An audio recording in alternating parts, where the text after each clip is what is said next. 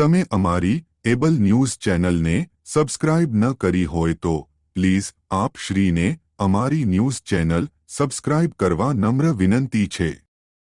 પાટણ જિલ્લાના ચાણસ્મા તાલુકાના ધીણોજ અને ગંગાપુરા વચ્ચે પીવાના પાણીની મોટી પાઇપલાઇન નાખવામાં આવી હતી, જેમાં આજે વહેલી સવારે ભંગાણ સર્જાયું હતું, જેમાં ખેડૂતોની 30 થી 40 વીઘા જમીન પાણીથી ભરાઈને તળાવ બની જવા પામી હતી।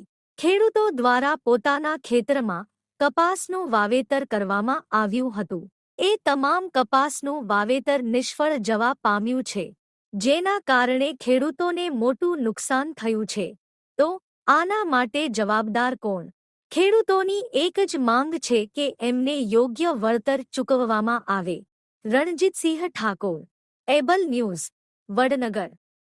આપ શ્રીને અમારા સમાચાર પસંદ આવ્યા હોય તો અમારી એબલ ન્યૂઝ ચેનલને સબસ્ક્રાઇબ કરજો, લાઇક કરજો, કોમેન્ટ લખજો અને હા, બેલ આઇકોન પર ક્લિક કરવાનું ક્યારે ભૂલશો નહીં। શું ઘટના બની છે? બધું પાણી ભરાય તમારા ખેતરમાં?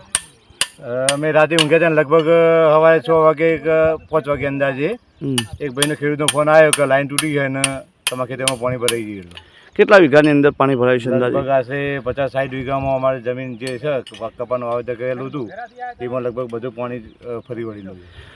મતલબ કયા જિલ્લામાં લાગે છે આ ગામ? પાટણ જિલ્લામાં લાગે। પાટણ જિલ્લામાં। શું આ બાબતે જાણ સૌથી પહેલાં કોણે કરવામાં આવી હતી? સૌથી પહેલાં મેં પાણી પુરવઠામાં ફોન કર્યો, પણ આજે લગભગ એ ટાઈમે બધા ઊંઘ્યા હોય એટલે કોઈને ફોન ઉપાડ્યો નહોતો, પણ અમારા કોઈ સંબંધી દ્વારા મેં એકબીજા ફોન કરાયો અને લગભગ કમાપુરથી ઓપરેટરનો ફોન લાગ્યો અને એમને આ લાઈન બંધ કરેલી હતી। અને કોણ છે ઓપરેટર? ઓપરેટરનું નામ તો લગભગ ખબર નથી, પણ કમાપુરથી અમારો ઓપરેટર નંબર મળેલો હતો।